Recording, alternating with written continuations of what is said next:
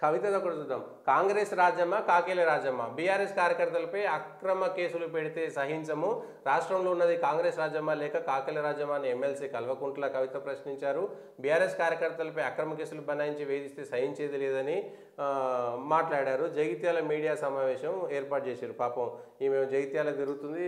వాళ్ళ ఇంట్లోనేమో మా కుటుంబ సభ్యులు ఎవరు కూడా పోటీ చేయకూడదు ఎంపీ ఎన్నికల్లో అనేటువంటి ఓడిపోదాం అనేటువంటి భయంతో చేస్తున్నారా, లేకపోతే కుటుంబ సభ్యులకే టికెట్లు ఇస్తే మళ్ళీ బ్యాడ్ నేమ్ వస్తాయనేటువంటి చెప్తున్నారా? కానీ కవిత గారు, మీ రాజ్యంలో మీరు 10 ఏళ్ల పాటు రాజ్యం చేసినప్పుడు, అధికారంలో ఉన్నప్పుడు మీరు పెట్టినటువంటి కేసులు ఎవరైతే ప్రతిపక్షాలకు సంబంధించి కాంగ్రెస్, బీజేపీ, కమ్యూనిస్టులు ఇంకెవరుంటే వాళ్ళ మీద మీరు పెట్టినటువంటి కేసుల వివరాలు, ఆ కేసుల్లో ఏవి కావాలని చేసినవి, ఏవి వ్యతిరేకంగా పెట్టినవి, బీజేపీ రాష్ట్ర అధ్యక్షుడు బండి సంజయ్ని రాత్రి అరెస్ట్ చేసి తాళాలు బలగొట్టి లోపలికి తీసుకుపోయింది.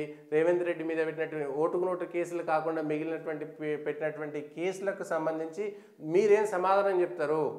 ఇవన్నీ ఎందుకు? జర్నలిస్టుల మీద మీరు పెట్టినటువంటి కేసులన్నీ, ఏ జర్నలిస్టుల మీద ఎన్ని కేసులు పెట్టారు, ఎట్లాంటి జర్నలిస్టుల మీద కేసులు పెట్టారు? అరే అంతెందుకు కవితమ్మ, మీ ప్రభుత్వంలో నేను కూడా బాధితుని, నా మీద కూడా మీ సర్కారు అప్పుడు మీ రాజ్యంలో రాజ్యం వెళ్తున్నటువంటి మంత్రులు కక్షపూరితంగా కేసులు పెట్టినటువంటి చూసినాము.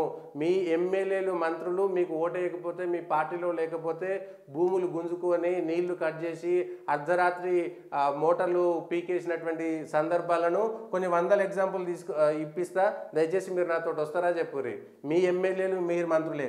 ఎక్కడో ఎందుకు, నేను నా మీద కూడా ఒక జర్నలిస్టు ఒక ప్రోగ్రామ్ కవరేజ్కి వెళితే కూడా కేసు పెట్టిన కవరేజ్కి వెళితే అక్కడ కనీసం మిగిలిన అంశాలు కూడా లేవు. ఒక కవరేజ్లో ఒక దగ్గర ప్రోగ్రాం చూస్తుంటే నిలబడి ఉన్న జర్నలిస్టు మీద కూడా కేసులు పెట్టినటువంటి ఘనచరిత్ర మీదమ్మ కవితమ్మ.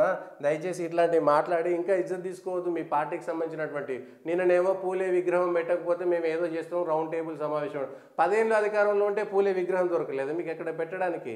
ఇప్పుడు వచ్చేమో మేము కేసులు పెడితే సహించేది లేదు. అసలు బీఆర్ఎస్ పార్టీకి సంబంధించినటువంటి 10 ఏళ్ళ అధికారంలో మీరు ఎంతమంది మీద కేసులు పెట్టిరు అనేటువంటిది తీసుకొచ్చి చెప్పగలుగుతారా?